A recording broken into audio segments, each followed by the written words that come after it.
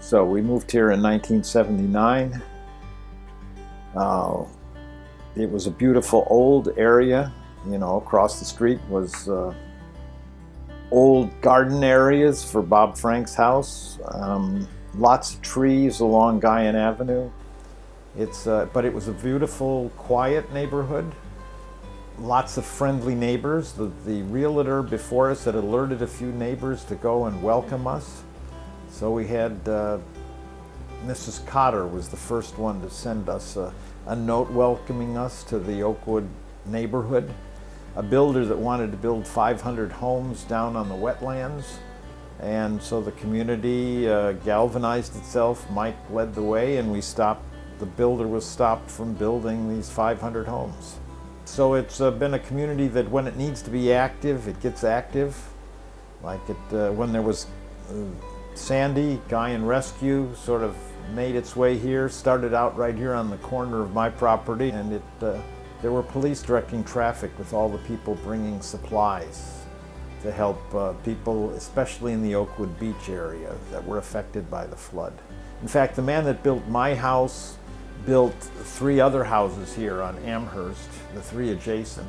But he was according to Bob, he was a big builder of bungalows in the beaches. So Newdorp Beach, Oakwood Beach had lots of bungalows that then in the 60s, once the bridge came, began to be converted into year-round living dwellings. So there were, I don't know the exact, but there were at least 100 homes in Oakwood Beach. So we had a fair amount of traffic coming down Guyan Avenue. There was also a bar that existed down at the dead end of Cedar Grove Avenue.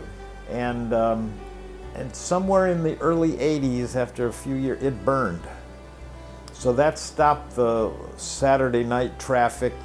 So we had the beach area. And the beach, in fact, was kept pretty nice by that community for a while.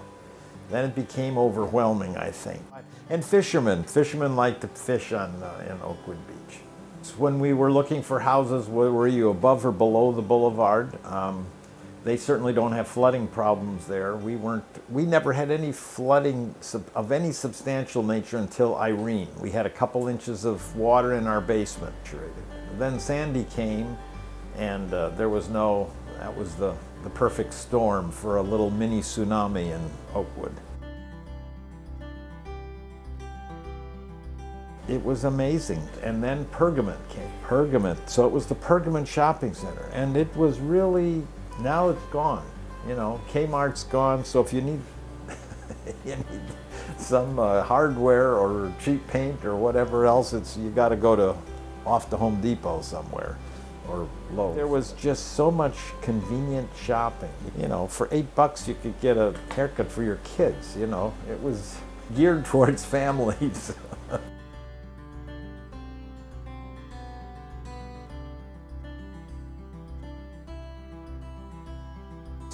Now there can be 3, there may be 6 as there is here. That happened down in Stoneham as well that way. House that sort of lot that held out all this time was Bob Frank's.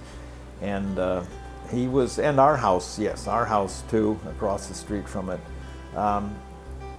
But his was, people just were bewildered when they say, how can someone own 3/4 of a city block?